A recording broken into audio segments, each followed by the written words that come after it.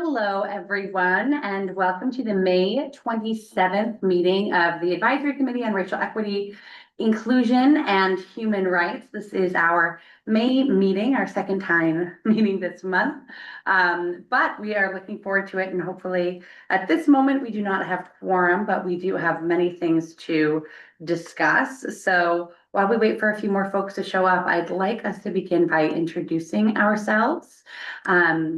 I will go first. My name is Katie Bryden and I'm the chair. Deanna Fellis, secretary. Debbie Orr, city manager. Courtney O'Donnell, assistant city manager. Shane Boyce, vice chair. Emmy Nguyen, the high school representative. Thank you, Emmy. Thank you, everyone. We do open up all of our meetings with the general public comment. So this portion of the agenda is set aside for commenting on things not listed on the agenda. For anyone that's interested in speaking, we just ask that you be respectful and thoughtful in the presentation of the comments and try to be as brief as possible. We limit our public comments in the beginning to 15 minutes so we can get through our business, but may afford time at the end of the meeting if it allows. So if you wish to speak about an agenda item, I do ask that you refrain until we reach that item as a committee. But for the purposes of not on the agenda, being able to speak now, do we have anyone either via Zoom or in the room that would like to share? Thank you. Sorry.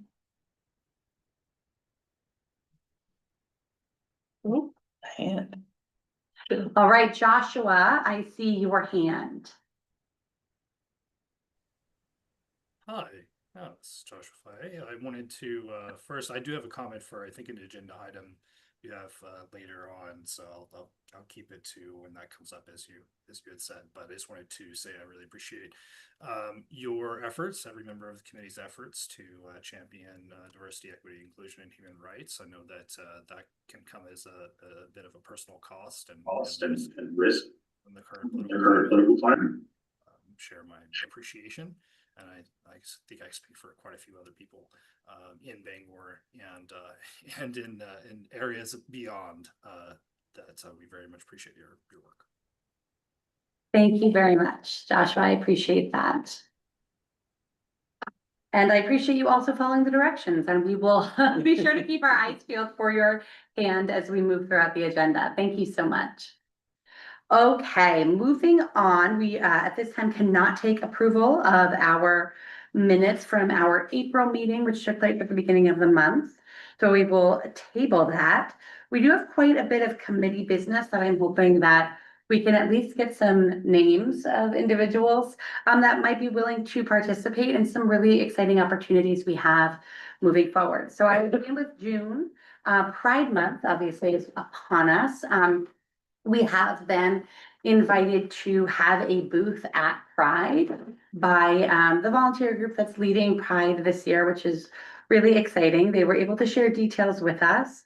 We have done this in the past, and so for any of our new members, I will share that what happens is we are given a table. They obviously assign us a space. In the past, we had this giant sort of butcher paper rolled out where we just asked citizens of Bangor to share, what would you like to see from an advisory committee like this? Do you know what we do? Do you understand? Do you have questions? But with that, if you could envision, a place of racial equity, inclusion, and human rights for Bangor, what does that look like for you? We also had like little activities because I do feel as though as a participant in Pride, it has evolved to like, I'm going to go to the table with stick on tattoos or bracelet making or what have you. We had bracelet making that year, and we also had a printout that said what it was that we do as a committee and how we work with the city council and what our goals were. It was kind of like a mini annual report that not a lot of people took. So They're there for the mini chat. yes, nobody wanted our annual report. So It was very busy that day and also very warm. People were looking for popsicles. so with that said, I do want to say that because we've been given this opportunity, the setup happens before 10 a.m. And then most vendors leave to go either participate or watch the parade. Come back after, it's usually from like 12 to 4, and then 4 o'clock is breakdown time. We don't have to stay the entire time. It is obviously recommended. They don't want people squealing out of there too early, but I have a few questions for the committee. One being, is there interest? And two, if there is interest, who would be able to participate, either sitting at the booth or, being available for a couple hours to ask questions, answer questions? And then if we decide that this is something we move forward with, we as a group need to kind of decide what we're gonna be doing with that space and time. So I will begin with my first question, which is there interest? I'm happy to assist. Okay, Yeah, wonderful. Leanna, yeah, I definitely should already know the answer to this question. What is the date for Pride? yes. It is. It is. It's that last Saturday. It's that in last June. Saturday, yeah, So the June 28th. Yeah. Okay, I'm in also. Wonderful. Great. And so Gabrielle as is myself, I mean, you're obviously welcome to join if you are available. And we can obviously put this out to the larger numbers as well, if folks are available. But what we did last year is we kind of rotated. There were like 2 people in the booth at a time, and then we rotated. I think that way nobody's sitting there for, a great deal of time, unless you want to be. So with that said, and is there availability all day for that, if you participate? Okay. I mean, I don't want to put you on the spot. Yeah, I but think you so. can, yeah, awesome. Okay, great. So then we have 5 people, which is wonderful. What ideas do folks have to do with that booth?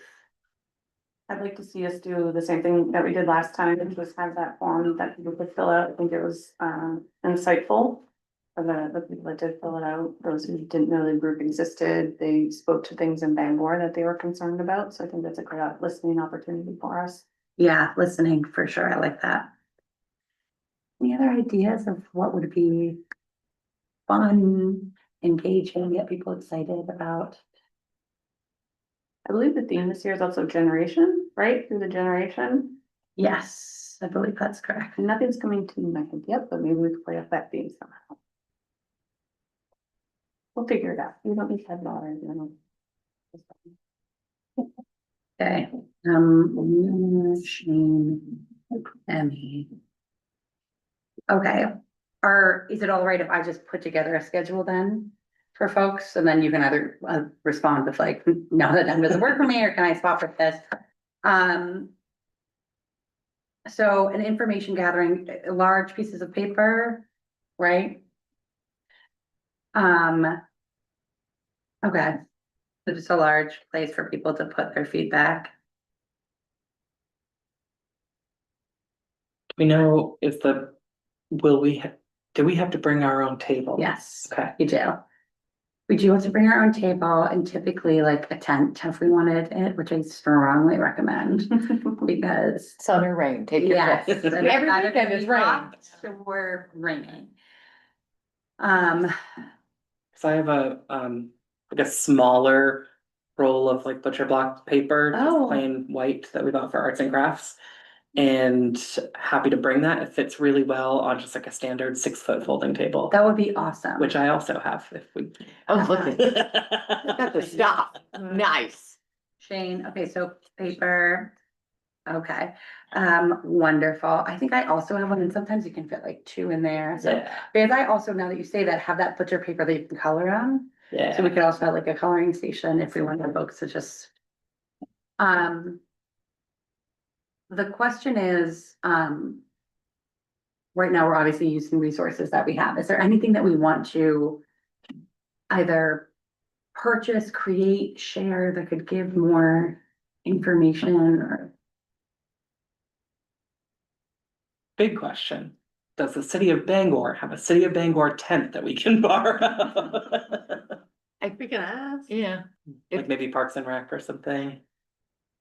I'm not sure that we, yeah, I don't know. Share. Yeah. I'm just kidding. I don't even, I have one. I'm quite sure I have one. And by that, I mean, I'm quite sure my neighbor. Gabrielle's having trouble connecting, but she'll be joining in a moment. Sorry, we're gonna say some things. Yeah. the other question is, if there is, you know, a couple of these questions that especially we have coming up with the Martin Luther King breakfast has to do with our budget. Mm-hmm. And I know that we do have obviously funds allocated. Would this be something if we were to print off an information sharing sheet or have resources that we could, of So we actually have a print shop in-house. course, some neat. So if there are forms or questionnaires that you want printed off, if we can get them sort of like a week ahead, we can arrange to have that stuff printed. Great. I do feel like last year, I mean, not last year, the year before, we did have them write on a form and like submit it. And I would say too, it may be an opportunity to say, maybe there are others in the community who want to volunteer and help support the Martin Luther King breakfast. So maybe that's a way to raise up that event further by collecting. Yeah, you might also wanna consider a QR code instead of paper forms, Right. because it's easy enough to set up a form using, Like a Google Also form. Google Yeah. Yeah, Yeah, or Survey Monkey or any of them. that's probably a better idea. yeah. Should offer both ways. Yeah, Yeah, yeah, it is From good an to give accessibility options, standpoint. yeah. yeah. And then they can sit in the back of your car for QR code and paper. Okay, yeah, I like that. Yep. Are there specific questions that people want to ask the public or feel like it's important feedback to collect? Who created the form last time? Do you know? I did. Yeah, second.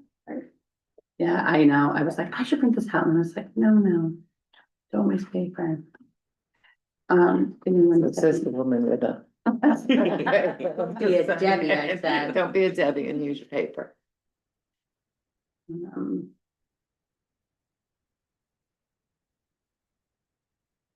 Okay. So we had this sheet that said, you know, this is what it said. It said like the advisory committee is dedicated to fostering an inclusive, considerate and hospitable community, both for present residents and future generations. The work aims to educate individuals and promote awareness, sensitivity, equity, inclusion, and diversity within city government and the greater Bangor community.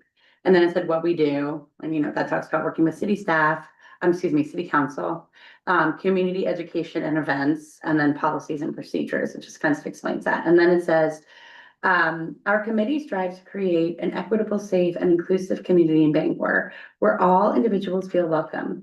We review policies and procedures to ensure they embrace diverse lived experiences, promote education and engagement, and envision a city where everyone can thrive.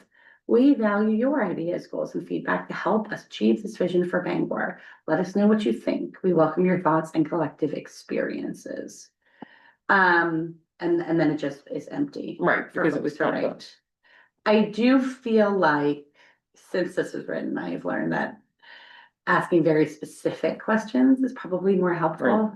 Maybe even like on a scale of 1 to 5, how inclusive do you view, you know, your experiences here, or I think it's also, if there's a way to get at.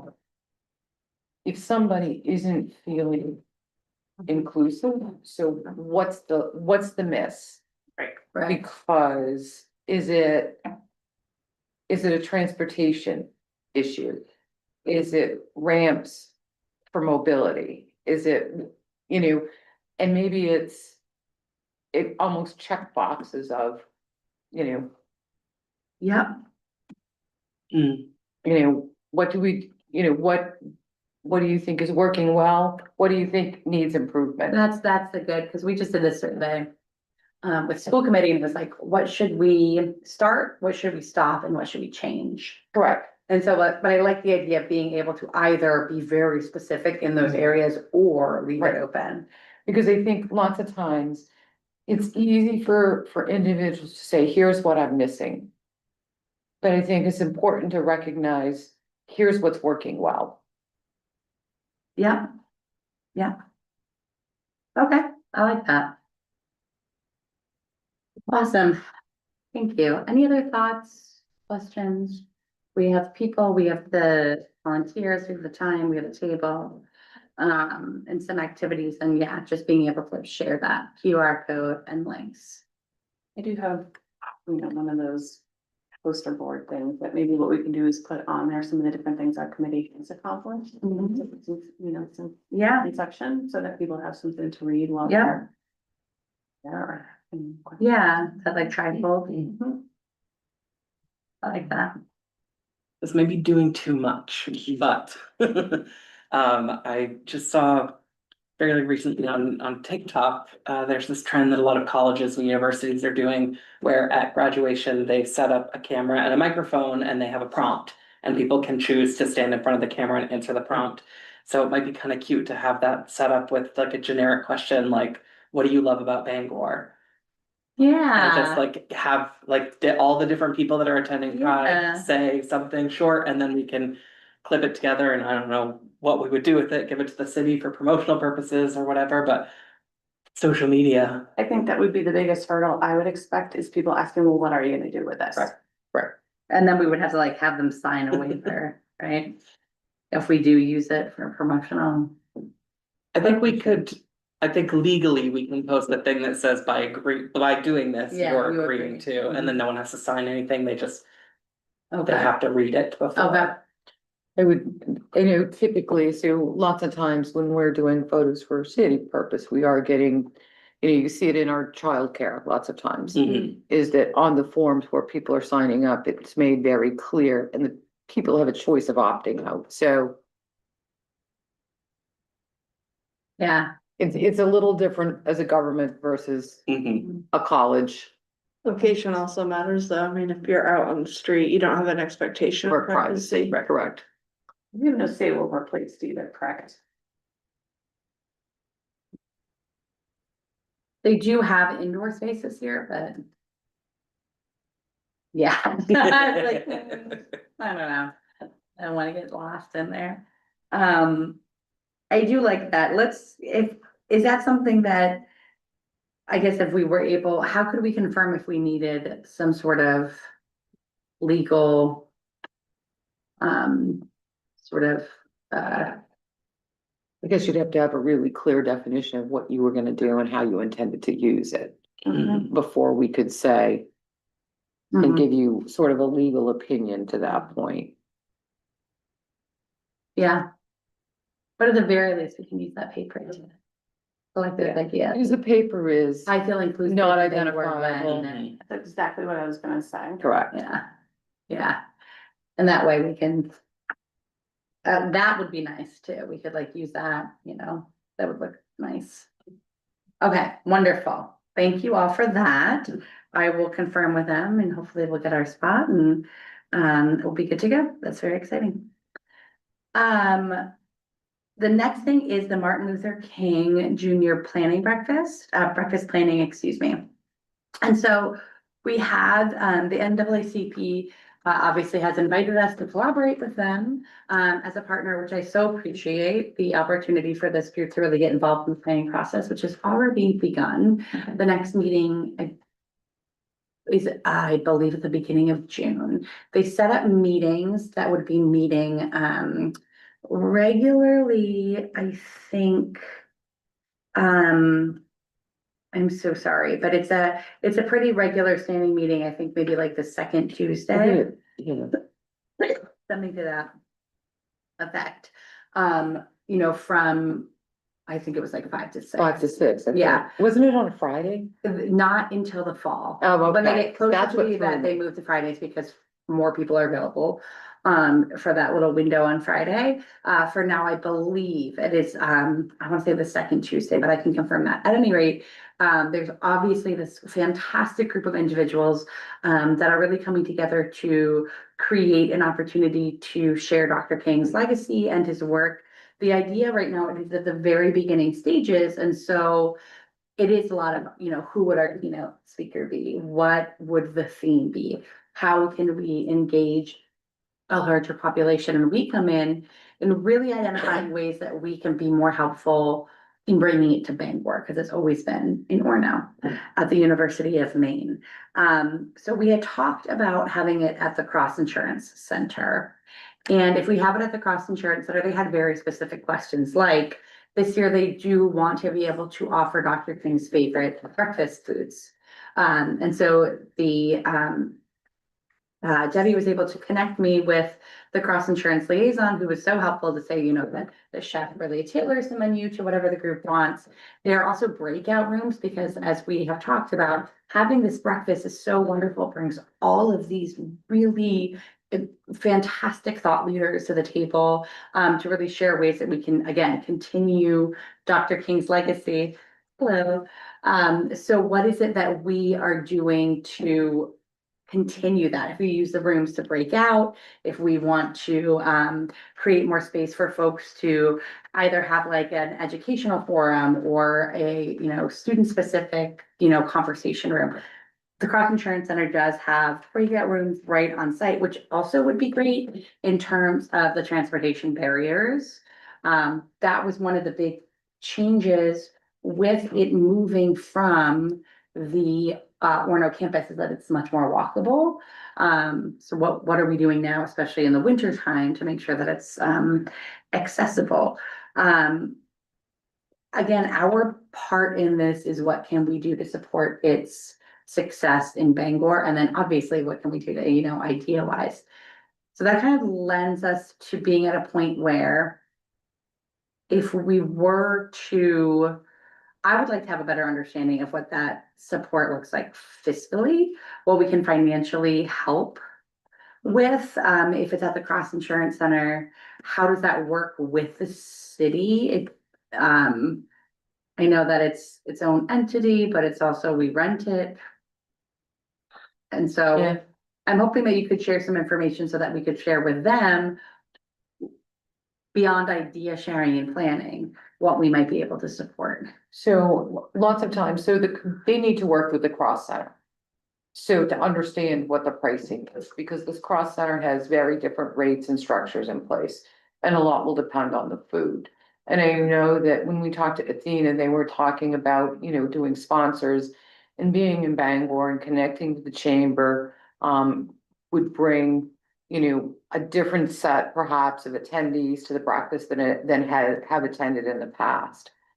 So one of the things that happened as well when I connected you with that email is the Cross Center, they hadn't reached out to the Cross Center. Yeah, and I did tell So- them that date is. Yeah, so the Cross Center Not now has a promised. hold on the date. Oh, that's really wonderful. Thank So- you. That will be good. And I think what it will be is just them working with, as they understand exactly what they want to do from a programming standpoint, they work with all the groups. Generally, you know, as long as, you know, they're covering their food and staffing costs, they have a separate nonprofit rate. So there are all of these opportunities. Okay, this is helpful. Yeah, This is very helpful. and it might be helpful if maybe Athena could come to maybe the next meeting or the meeting after of the group Yeah, and kind of share the vision. the vision. And maybe we can get it on and people will hear it and more people will come forward and say, hey, this is great. And it's a good way to begin those introductions to an audience that they may not typically have reached just because they've remained on campus. Absolutely. Yeah, thank you. You know, I think I'm a little surprised they hadn't reached out to the Cross Center yet, based on how early they had reached out to this group and wanted to move like that. So when you met with them, what was the formal ask? What did they think that we were picking up a lot of the planning? Did they actually say to you, this is our ask of this committee? no, they see us, because I did ask that specific question, like, do you see us operating as a sponsor? Do you see us as, you know, participants, like a named partner, or do you want us like boots on the ground, hand in hand? And there's a lot of interest in it being very collaborative. And so I think that the ask hasn't officially been put out because it really depends on what the group can afford. And they are looking at other spaces. The Cross Insurance is not the only, because they can't put all their eggs in that basket because it is really expensive. And so I think that they were just trying to see, okay, if we have all of these different stakeholders participating in this conversation, who can give us information Right. from the Cross Center, from the Elks Lodge, from the, you know, other halls. So what other groups are they also working with to partner on this project? I honestly cannot I don't have those names, but there are other groups that are involved. They're Good. not all from the NAACP. I know obviously Maine Multicultural Center is very involved. There's also participants not participants, groups at the college. A lot of like either small groups of students or faculty that are supporting it. But I do think that this is an opportunity to look at, now that we're in Bangor, what can Northern Light Health do to support this? What can, some of these bigger named sponsors that might want to attach their name to. And this I would learning also say that opportunity. the Greater Bangor Chamber of Commerce is Mhm, yeah. kind of the big, I think is the big connection, because that represents businesses in the region. It's not just Yeah, but narrowly focused and. is that, as far as like, I think the first hurdle, once we determine the place, is gonna be payment of it, right? So like, if we are able to say, we want this really big, Right. glitzy, nice space, because we are able to have these sponsors. Right. That's sort of where to start, because they're hoping for at least 300 people. Yeah. And that there aren't a lot of places that can fit that many people. And have a kitchen. What Right? about Eastern Maine Community College? Up at Rangeley Hall? Because they have the culinary program right there. I just don't know about the 300 people part. I know, I was even thinking of like UTC or, places Yeah. with culinary, but that it is the number of individuals that would want to Yeah. participate in that. Nice forum. Like, the table, they always do just a nice job of like decor, and you want it to feel almost. Not quite to the gala level, but it does seem to have that, Right. I Yeah. agree with Debbie. I think having them come to the next meeting yes. is gonna be important, because it clearly we have a lot of questions that we want to support in whatever capacity we can, but also realizing we're a small entity ourselves. Yeah, no, I think that like at this point, they do have a really great number of individuals, so if, as long as that we can help identify like. Right. Here is the Whatever. connection for the cross center. Right. Here are the answers to your questions. This is, once you figure out what it's gonna cost, how can we help you with our Right. partners? And our connections, help fund this, help. Or help facilitate a speaker, or help Mhm. secure a space. Yeah, Or yeah. be a meet and greet, yeah. or whatever it takes. Mhm. I have given them our calendar as well, so they are familiar with it. And that would be where. It is a little wild, but I do know that, like I said, in their next meeting, I'll share the dates with all of you. And like I said, hopefully we can. Identify ways in which we are going to be able to support, because like I said, they are the same way that I'm the person that's going and asking, well, for Debbie asking the questions for them, Cross Insurance Center, they had folks that were going out to the, different larger areas, in the Bangor area. Hassan. For the kitchen, Yeah, or maybe they would have access to facilities to bring food down. I'm just trying Yeah. to think where they would be able to. all right. Well, I will relay back to them what we are able to, but obviously there's. Oh, yes, I see a question from, Oh, he took away his hand. Oh. is there still a question? Oh, yes, Okay. he's back. Yeah.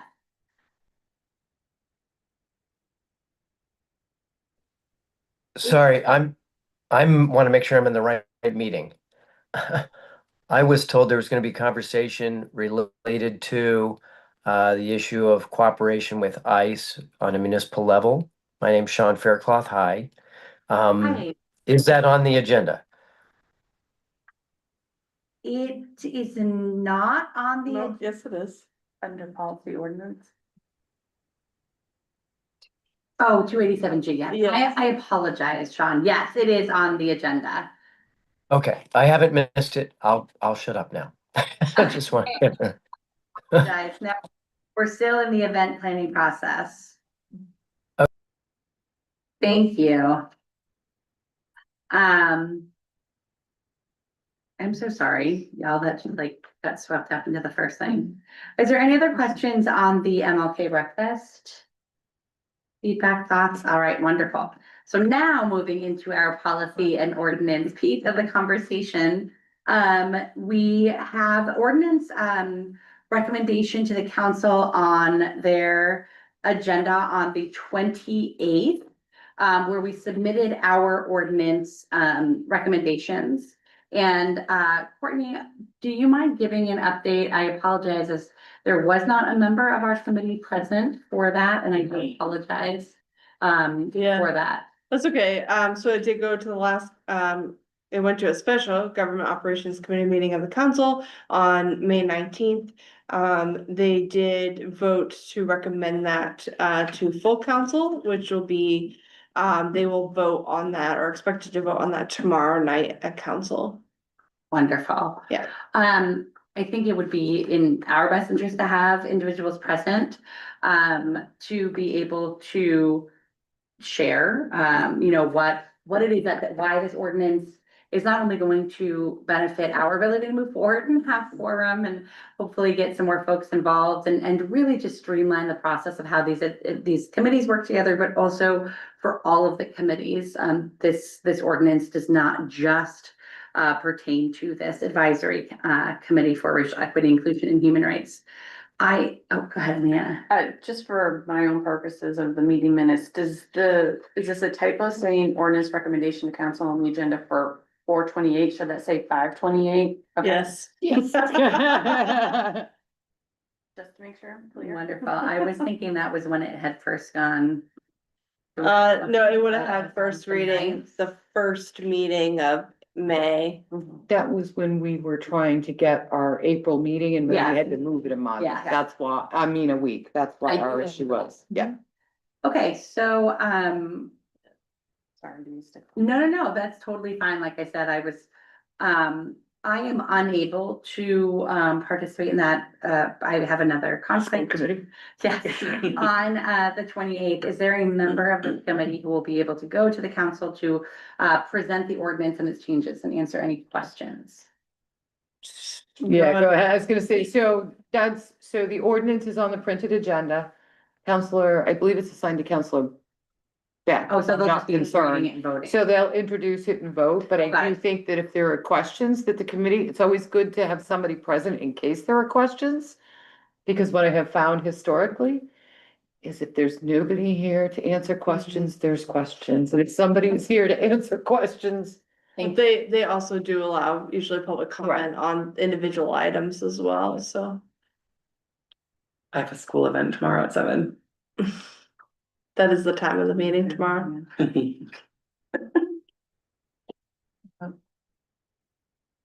Gabrielle was on. Yeah, she was in, is. she was, oh, there she is. Yeah. Nice. Gabrielle, can you hear us? Yes, I can. Can you hear me? Yes, thank you. Yeah. So we right now, have the ordinance recommendation to the council tomorrow.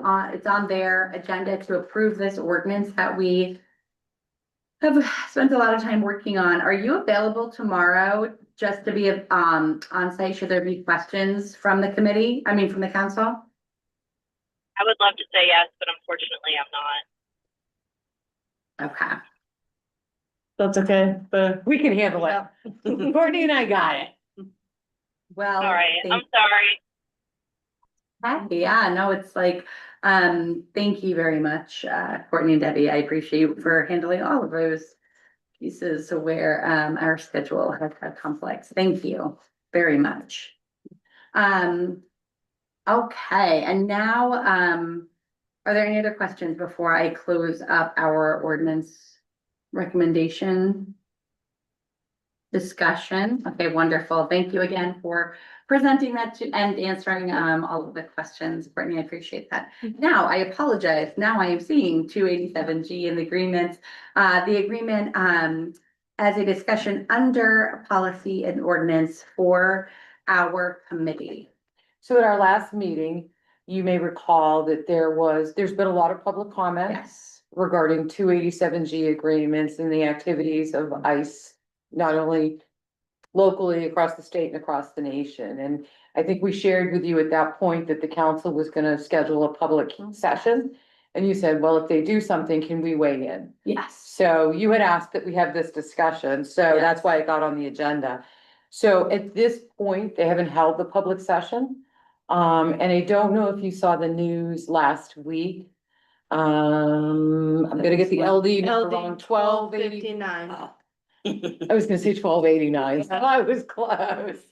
So, there was a very long public session. It has been, I would think, referred back to, and perhaps not to call people out of turn, but perhaps Representative Yeah. Fairclough would like to speak to where Representative Rana's bill as it relates to the legislative process.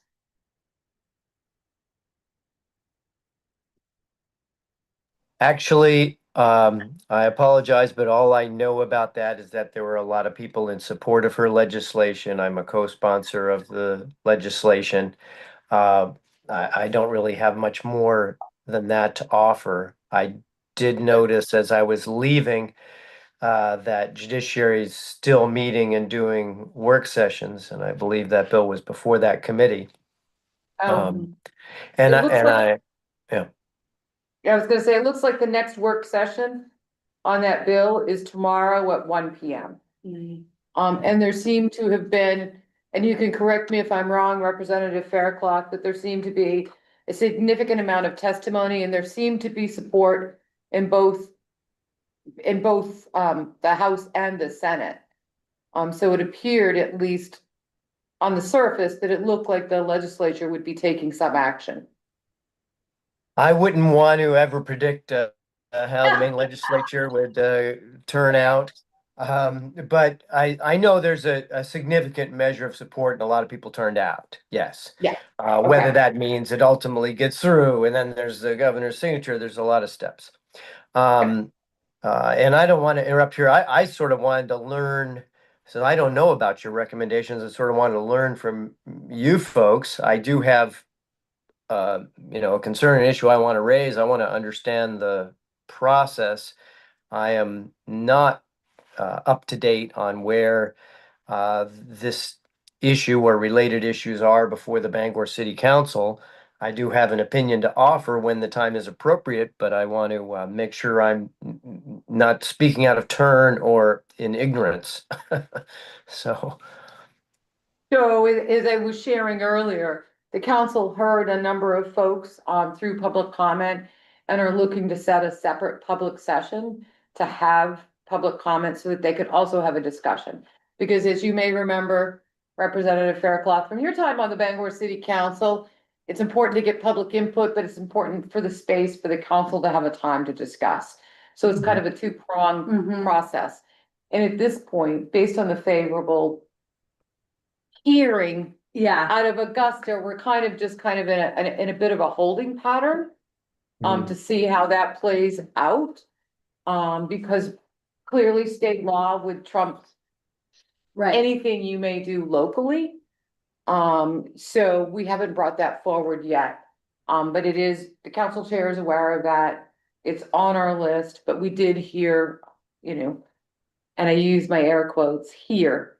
From those in the know, as you may know, that, things look like it's proceeding Right. in Augusta. And I think the point is that once the city council sort of had their conversation, is that this committee wanted the opportunity to kind of provide its feedback and thoughts as well. Uh, I appreciate that. And I, want to respect your folks' process.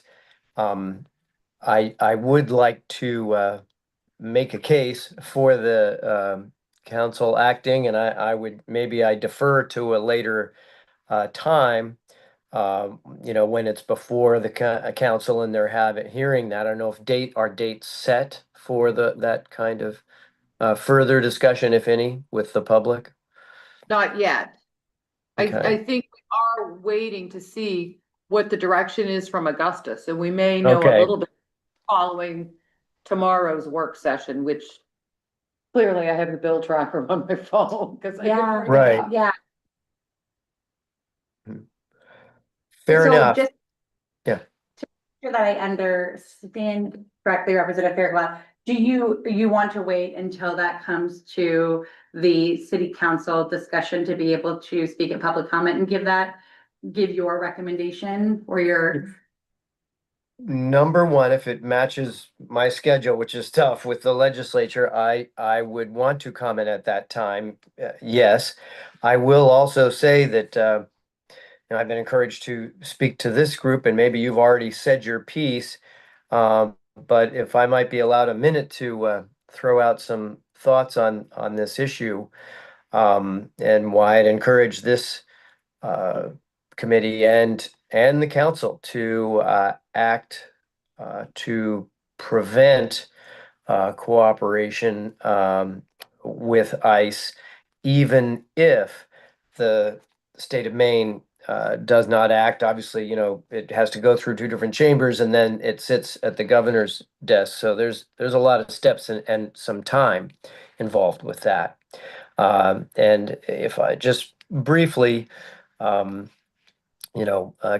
Abrego Garcia, whose name was in the news quite regularly and still is, but I would just note that even after the evidence became clear, including acknowledged by the administration that there was really nothing to arrest him or imprison him for, he remains in a foreign prison that brags about violating human rights. They brag about it. Think that's a good thing. And there has been no rescinding, and he is one person. He is sort of an emblematic person. But to me, even if you are a criminal, you deserve due process. That's the American way, and that's not happening. And unfortunately, I don't blame anybody who works for ICE or works for Border Patrol. They're employees. But the fact is that these employees have been directed to do things that violate the most basic elements of our Constitution. And so, given the name and mission of your committee, but also just even forgetting that, just as American citizens, I'm hoping that we would strenuously reject the idea of cooperating with that, not because I have anything against the particular officers involved, but because of the directions they are getting from the top that violate the most basic tenets of our Constitution. So while I'm very hopeful about Representative Rana's bill, I would encourage this committee and, when the time comes, I'm going to say this to the city council, that we all have an obligation to protect our Constitution. And there's never been a time like this. And so we all need to stand up. And I'm going to continue to beat that drum at every opportunity. thank you very much, Representative Fairclough. I really appreciate those comments and taking the time to share with us. I do want to give Joshua another chance to speak as well before we sort of dissect this as a group. So Joshua, thanks for holding on. Thank you, I appreciate it. Yeah, I just wanted to speak kind of in tandem with what Representative Fairclough was saying earlier. So I had a bit of more of a prepared speech, but I think generally speaking, with where we are in this process, it probably is not necessary. I will say that much like is the case, or at least what used to be the case, the status quo has been kind of obliterated as of late. But what used to be the case on the federal level is that generally speaking, you couldn't pass any legislation unless it was already being adopted by the majority of the states. So I think at a state level, it's very similar in that oftentimes it's difficult to get bills passed unless many of the larger municipalities are have already adopted whatever those ordinances may be, or the spirit of those ordinances. So I definitely echo what Representative Fairclough had indicated, that I would encourage both this committee and the council, which know me well from constantly harping on this particular subject, and to the point where we've Maine People's Alliance, we're trying to find other people to talk about it, so it doesn't look like a personal vendetta on my part. But we generally speaking, I think need to adopt this ordinance to lead the way. I think my biggest tagline thus far, and I'm a transplant. I'm transplant to Maine. We moved here in 2021. My son was born here, so his children's children might be considered from Maine eventually. If they are in good behavior. It's a probationary period, about 80 years.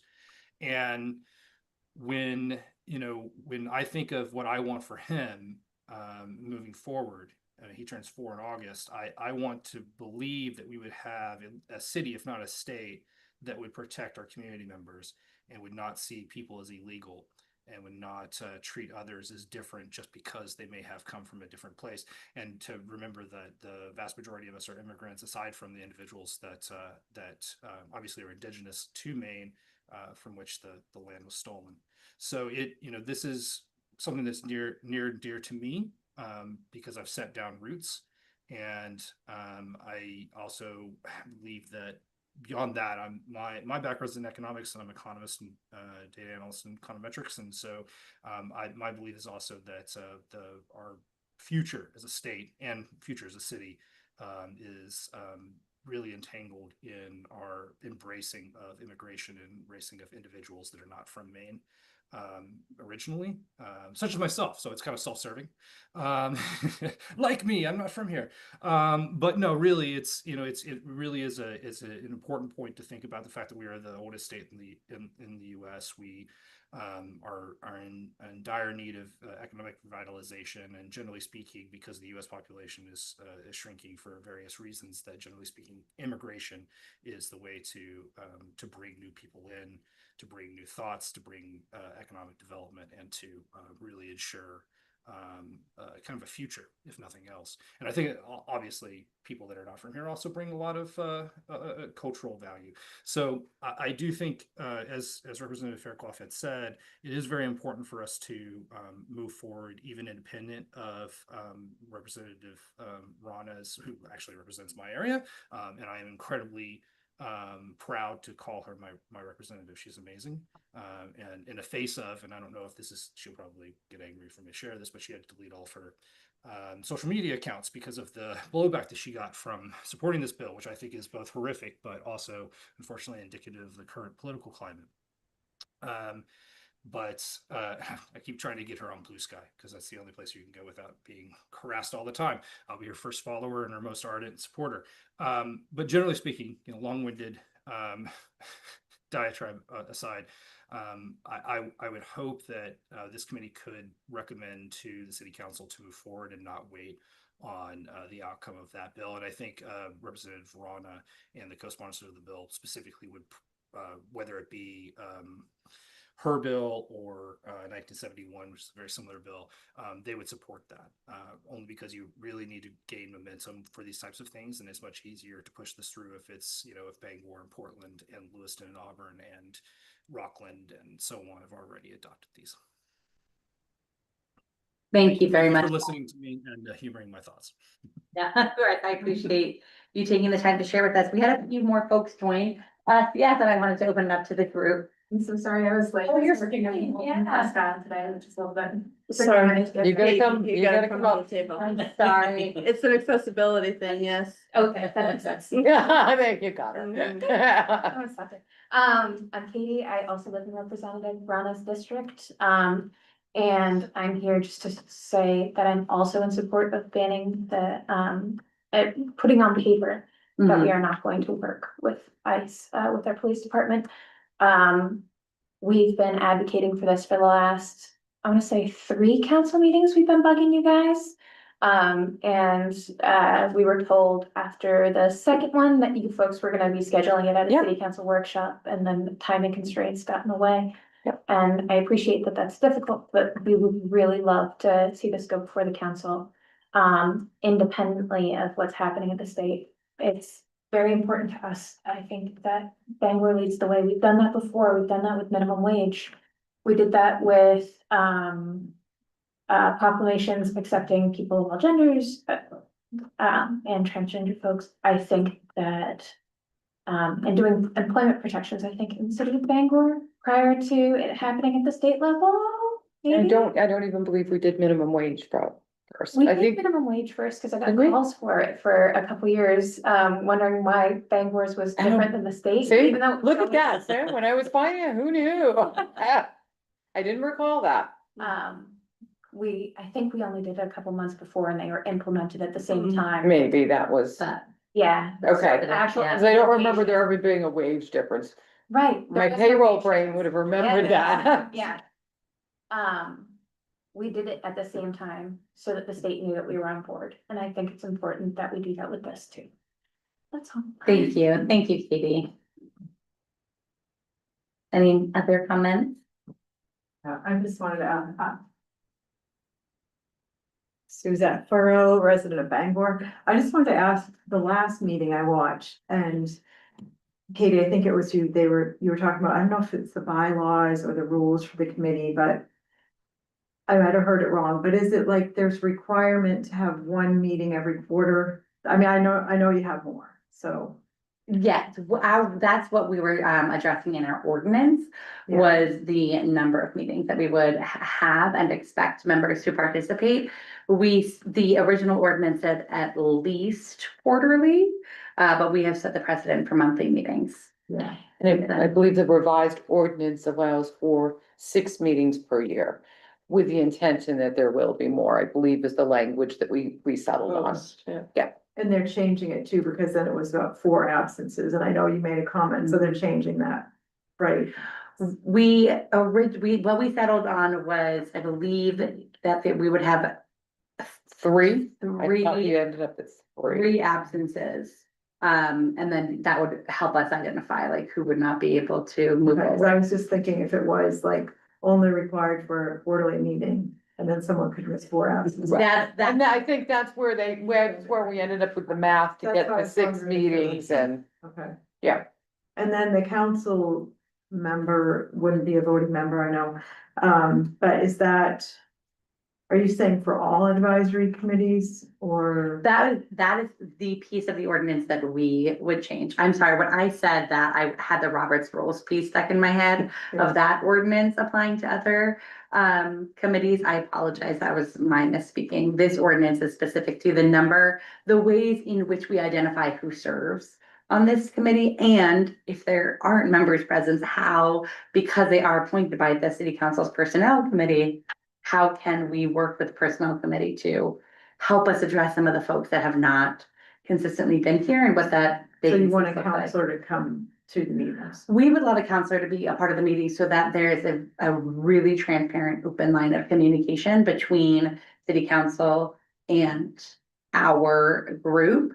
I think that a lot of times, especially when counselors are here, we're in agreement on the things that we need to be focusing on and working towards and how we want to move forward. And it feels like it's a little bit too much back and forth when we're watching their meetings and they're watching ours, but there isn't that space to be, hey, can you give us a real-time update of how this might be affected or how this policy might, It just pertains to this committee.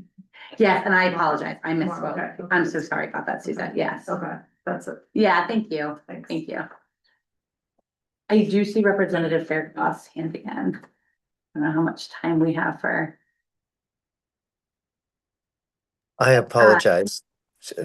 Just a procedural question, if I could. If I could please just get notice, or I'll write down dates with the legislative schedule. I don't even know what I'm doing any day, but if there is an upcoming meeting that pertains to this topic, I want to be involved, whether it's a committee or the full council or whatever's next. And that's all. I apologize. And we'll add that we have a couple of others. And I don't know, Katie, that I've got your non-work email. I can do that. Okay, but you know where my email is. Yes. Okay. And I very much thank you. I apologize. I've got to run to the next one. Thank you. Thank you very much for being here. We Bye-bye. appreciate it. Bye. All right, well, thank you everyone for the questions and feedback. So for the notes, Secretary Fellis here was asking, does LD 1259 have a specific name? It does. The title of it is an act to enhance public safety in Maine by defining the relationship between local and federal law enforcement. It's a very short bill. The summary reads, this bill prohibits state or local law enforcement agencies or officers from entering into contracts with federal immigration enforcement authorities. Thank you. So just to sort of recap, in hearing this, we had that, once the city council is able to workshop this and come, making a recommendation, is something that we feel strongly about. In terms, I guess, right now with Gabrielle's still on, is that That's cool. quorum? No, it's No, not. no, because you only have four voting members. I'm so sorry, I do not know why, I can never remember if it's 4 or 5. Too many. And well, Emmy's a non-voting member, Right, no. so that's what kind of, Right, yes, we're happy to have her, but. I'm happy that you're, so regardless, we would not be able to make a recommendation. Even if we did feel strongly, am I allowed to just like poll the group to? I think by Get all means, you should share your feedback. thoughts and.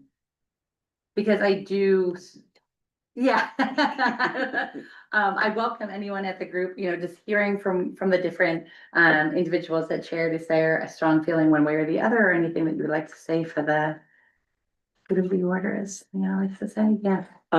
Just a note about legislative procedure, and the wait and see method. If we wait and see, we'll be waiting an awfully long time, even if the bill makes it through the House, the Senate, the governor's desk. It still will not take effect until 90 days after adjournment of the Right. legislature. So it could be quite some time before that bill actually becomes law. And that's assuming that it gets to that point. There is one workaround to that. If the legislature, 2/3 of the legislature approves, then it's immediate. But I suspect that would not happen with this bill, and the current makeup of the main House and Senate. So I am definitely in favor of the city acting on this ASAP. I think if we continue to kick the can, then eventually we'll all end up in the trash can. You wanna wait a while to use that, or? I love a good pun. Thank you very much. Shane, anyone else? I mean, you obviously are welcome to share if you have any thoughts or feedback. I agree, for sure. I think these are, affecting people's lives, so I think that this team needs to work on this ASAP as well. Yeah, thank you.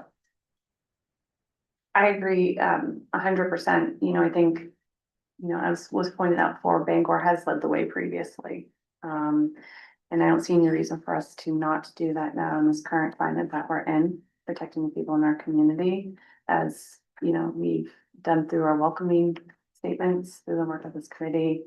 I think what I'd like to know is the timeline on this, since we don't really know when the public comment's gonna be, it sounds like there's a little bit of a waiting period. What is city council thinking? Are they trying to wait for the state? Are they? So that was we wanted to see how this played out to the state, because frankly, if we can get a clear picture from the state, I think it maybe changes the conversation locally. And I think what we want to make sure of is that when we have the conversation, that we have the most up-to-date information, so that we can kind of have a clear pathway forward. Representative Rana's bill, likely, even if it passes, would have some tweaks, because it's very broad that you cannot work with immigration officials. That may be overreach. I can't say what else a law enforcement agency had. I think a lot of the concern was really centered around the 287G agreements. So Right. 287G agreements is very specific in that a non-federal law enforcement agency can enter into a 287G agreement with federal. And what that does is it allows the local law enforcement agency to stand in the shoes of the federal agency as it relates specifically to immigration. Those have been around for nearly 30 years. Right. And so I just provide that as background Yeah. and context. But I do think, our police department, to what, Representative Fairclough shares, it's not the people, it's the people directing them. Of course. And I would say to you that the people directing the Bangor Police Department are not the people directing the ICE agents. We actually have, some pretty robust policies related to our police, policing policies. I understand the fear and upset in the community. I don't discount that in any way, but I think we just need to be very clear. And it is, it is helpful if we understand which way the state is going. To Katie's point, it may be a more straight ahead approach once we know where that's landed. Mhm. And to that end is we're happy to notify. I've got a couple of other emails of folks who say, hey, no, I know you guys have a lot going on. Just let me know when it comes up, and we're happy to do that. We'll make sure everybody gets contacted who has an interest. Great, thank you. I do recognize the 287G agreements have been longstanding, and have never, come into play where our police force, I guess almost, I don't know if I want to say this out loud, but like, the argument could be said, like, if we've had 287G on the books for 30 years and the state already looks like, we're moving in the right direction, it feels like such an easy win for Bangor to say, this is an opportunity for us to Step ahead. be a leader. And I'm not saying that to discount, like, we're doing it because it's the right thing to do and because these are people's lives. And we do want people to feel safe and creating an inclusive space where, I love hearing an economist talk about what we can do to actually build Bangor up in these thriving areas. That is such a huge part of what we all need to do to feel proud of Bangor. Those are all the reasons, right? The humanity of it, and that's the reason we should be doing it. It's the right thing to do, but I would argue to say, like, if the state's gonna be coming in this direction, or we're hoping that they do, and we've never had to engage in this 287 agreement in the past, why wouldn't we take this opportunity to say, like, this is a value that we stand for, and this is an easy way to make it very clear that this is the direction that we want to be moving in terms of creating a safe place for people to feel like they belong here and can create their homes here. Again, I feel it feels icky to be like, oh, we should do it because, like, let's get ahead and be the good guys, because we should be doing it because it's the right thing to do. But I guess my question would be, if come June's meeting, and we still have not Oh, had a gosh, yeah. chance to come to this, and we have a quorum, could we get ahead of this and Yeah. make the recommendation to the council? So I recognize giving them space to think about it and not, undermine them in any sort of way, but. I can't imagine that we get to the end of June without having the meeting. Okay, The legislature's gonna be looking to adjourn mid-June. They're gonna start moving through things. I think later this week, yeah, the council is gonna wrap up their budget, yeah, which has been taking all of the additional space and capacity. yeah, So okay, I have my fingers crossed and knocking on wood a couple of times. So, yes, I think there'll be plenty. I think it will be. The pathway, whatever it is, schedule, whatever will be done, I'm thinking by the end of June. okay. Yeah. Great, but if not, I'm really Yep. hoping that we can have some forum and, some further discussion on this. So thank you very much, everyone, for your feedback and for the essays. I really appreciate it. Our next item of business is the other business, the language access statement and interpretation assistance. And so this is within our packet. This is the Town of Chapel Hill's meeting agenda. And this was presented to us by Councilor Beck after he attended meetings in Washington, DC, and was able to meet with other, represented, or rather councilors from around the country. And this was an example of Chapel Hill, North Carolina's meeting agendas.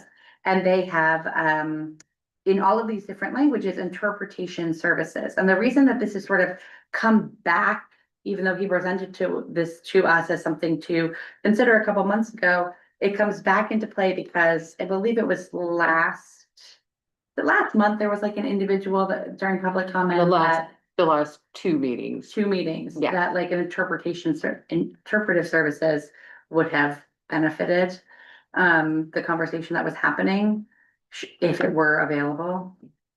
So the individual did have a person with them, Oh, okay, that was able to facilitate any language barriers. okay. I think what actually happened in that case is when you are talking about zoning laws. Hmm. Yeah. I need somebody to interpret Yeah, for me yeah. for zoning laws, so we actually took the step of meeting with that individual. And having everybody in the same room so that we could make sure, which is why we postponed it again. Okay, Is because we were concerned that there was potentially a language barrier for that individual based on their interactions with another third party. So we brought everybody together in a room so that we could all be hearing and saying the same things and really get clarity to make sure that the individual understood. okay. Yep. Thank you. Thanks for that. I think that in terms of what, in our purview, really identifying what our recommendations to the council could be in terms of offering recommendations like this. So these interpretation or translation services, you call this number, and I did call it. And it obviously goes through, every language and says, if you need translation services in this, press this. For the more prevalent languages, they connect you with someone and you can say, like, this is when I need your service. Other times it's, if you had a language that is not listed here, they say, leave a number and we'll call you back and we'll get back to you. I'm assuming that I don't have these details, but I'm assuming that putting in a sort of prescriptive opportunity for individuals to call, just being able to say like, hey, someone will be there with you to help you if you need it, or to walk you through this, or to explain this to you. I think for us, it's a matter of, I love this idea, it's a great idea, but how does that look in terms of like, what's the bandwidth? Who would be doing this? What would that resource look like?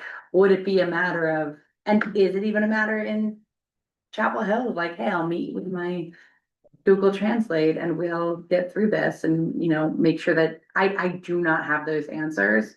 But I do think that whatever we're doing to make any of these meetings as accessible as possible, and the way that we're even looking at our agenda, maybe even it is like, I just want to know what's on the city council agenda, and I'm not familiar with reading English. Can somebody give it to me in this language? That might also just be ways that we could make it, more accessible. And I would love other people's thoughts or feelings or ideas behind this, or what. I think we have a great opportunity to look at, and Courtney included all, the most recent council agenda. There's a lot more accessibility here with the city of Chapel Hill, where they not only say like, here's all the different languages, but like, if you're coming, this is where you park and this is how you get into the building. If you need parking, do this. If you're taking the bus, do this. If you are going on Zoom, this is how you open up, your Zoom, and make sure your sound is on, and this is what it's gonna look like for you. There's so many things that are being done in this city as an example that are pretty low barrier to just being able to add to our agendas to make it as accessible as possible. And so again, why we're not going to come to a decision today, I would love to hear people's thoughts or ideas or any other feedback in terms of what opportunities might exist to help build up our city council agenda as more accessible. Yes, Lena, sorry. So I think I just need some clarification here. You're saying there is a service that we can opt into, or there's a free service already out there? No. We're just talking about including it in all the We agendas need or more somewhere? information. I don't Okay. know if this is a free service. Okay, so This- basically, this is more of a discussion about how can we make what we put out there more effective. Yes. So utilizing, I believe there's tools out there, you know, to make sure things are ADA compliant, things like that. I'm sure there's plenty of free services out there, and I guess my question would be is what has the city engaged in previously to ensure that we were meeting any of these or offering this to the public? For the existing, For the- um, for the language or for accessibility? Okay. I'll be honest, I've never run our council agenda through that. It's been a long time, but I see a hand over there. During COVID, one of the things they did is the type of public participation changed, so on every Right. single agenda, they did a good job of putting descriptions on how to access the meetings. Mhm. Yeah, there is, you're right, that is a more recent addition. It does speak more to being able to participate remotely into the meeting. And I think we also lay out like on our website, meeting participation and what that can look like and whatnot. But It's yeah, a little bit more difficult to access now with I'm struggling with the new website. which Things. is a change, but the new website is ADA compliant, although that doesn't mean we couldn't make it easier in some ways, for sure. So maybe connecting with like maybe multicultural center, they might know since this service, or things like that, that we could tap into. Right. Well, that's what, you know, I just off the top of my head, right? Like there's WIN and volunteer groups that I do know are so helpful in terms of like attending with family, like open houses, you know, for back to school night and like how these volunteer groups are able to assist. So yeah, maybe being able to identify what is a resource in this area, that maybe we're just not tapping into. Does anybody have any thoughts or ideas or experience? It was super lame, so take it for what it's worth. I was watching a show that takes place in the hospital and they were referring to a call-in service where, you know, they had someone over an iPad or something who's helping translate. I think the services are out there. We just need to partner with the entities to find out, you know, so maybe we reach out to Northern Light, you know, and say, you know, is there some sort of service like, no, something. I think it's part of this is just even finding what those resources are and then making them available, put them out there, you know. Yeah, And then how other groups, committees, entities like that use them, how they choose to implement them. And maybe that's just something our committee takes on, is doing that research on the resources. mm-hmm, Yeah, I was just gonna say the same thing, at the hospital, there's like lots of like, accessibility with language and stuff like that, and I know my family has used the iPads before, so it's. okay, Yeah. okay. So yeah, I wonder if you even had like an iPad, is that what you're saying, like at the meeting? I think this becomes, Like- I think it becomes a what's out there, what Yeah. makes most sense, what is there a call to action for from the public, you know, what are the needs? Is there anything that we're hearing coming in through like, you know, city, you know, through employees, like we have someone request a particular language, or, you know, I think just knowing what's out there, maybe getting some Mhm. feedback, what's been requested. Mm-hmm, and we haven't had specific requests from individuals, No. but I mean, obviously. That question. It'd be great to be ahead of it. Yeah, 100%, and yeah, just being able to support that. Outside of language, there's, like I said, a lot of accessibility in terms of participating in person, participating on Zoom. Any other thoughts? Okay. All right, well, I think that this is just the beginning, and I would encourage all of us here by the June meeting to come back with an idea of what it is that we could identify, that's either a free service, a service that's available, an outside resource, maybe even just connecting. Like I said, I think Win is really great with like, I only know them in the purview of you know, families. But in terms of like what other resources might be available, to help translation services with, individuals that want to come and participate in their, you know, civic right, so. Wonderful. Thank you very much all for that feedback and Katie for that additional information. And then, moving on to our very last manager update. Very last time from our city manager. So manager updates say that the new city manager starts June 16th. June 6th. So obviously, we're a pretty large organization, we're pretty diverse, we're pretty complex. So there'll be a lot of getting up to speed. She may not make it around to this committee immediately. I think I'll look to Courtney, but I'm guessing she's gonna try to provide some grace and support for Carol. I'll let you know. You know, as she comes in. No, so that's exciting. I'm glad that somebody's on board, somebody's coming. I was able to meet with her for a couple hours on Friday.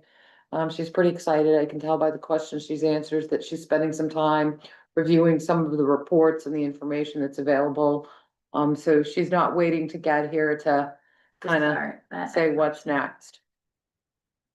Wonderful. Courtney, will you be the interim? She will. For 2 weeks. So be nice to Courtney for 2 weeks. Yes. Wow. Well, thank you for that And update. the messages for city. I mean, you made a lot of promises for having 3 days. I'm gonna get you that. I'm gonna email you. I'm gonna get that list to you. And, you know, City Hall update, Courtney spends more time there than I do. Yeah, I'll admit that was my update. Yeah, just wanted to keep you all abreast that that continues to move along. They're doing what's called a punch list. It's sort of like the last little items. And so we are looking to move back in the coming months with the goal of hopefully being fully settled back over there by August. Whoa. And is that every department? Yeah, it would be completely vacating this space and returning. Yep. What about meetings? When will the public meetings return? There should not be a break in that schedule. Okay. Yeah, So we're doing what we can to minimize the impact to citizens and customers, both like front counter wise, but also to our meeting schedule. So It'll happen all at once. Got it. So we will not stagger the move we may move some back office stuff that isn't as, yes, facing. and some smaller departments that don't Right. have as many forward facing needs first, and then but like to Debbie's point, kind of the bulk of that forward facing clerk and treasury code are all gonna have to go kind of at once. and including public meetings, so that way, Yeah. there's never a confusion that if you are looking for Right. something related to the city, you shouldn't have to say, well, if I'm doing this, I go here, and if I'm doing Right. that, it'll be. We'll put out, like, once we know for sure, like have the date finalized, we'll put out a lot of notices through social media and the website and asking folks like y'all to kind of help us get the word out and whatnot. And then, signage, and there won't be a fence around City Hall anymore and That's all very that stuff. exciting. I'm Yeah. very excited about that. All I have to say is after 33 years, I am never gonna experience actual climate control in that. Oh, right, yeah. Because it was 90 or 40. Right. Oh, that's sad. I'll stay on till August. One thing that we are talking about internally, and I think actually the downtown parking committee is meeting, I think next month, is what can we do about the spaces that are up next to the building to make those more accessible for citizens seeking services and attending meetings and whatnot, so once we work, or as we work through that, I'll provide updates to the committee as well.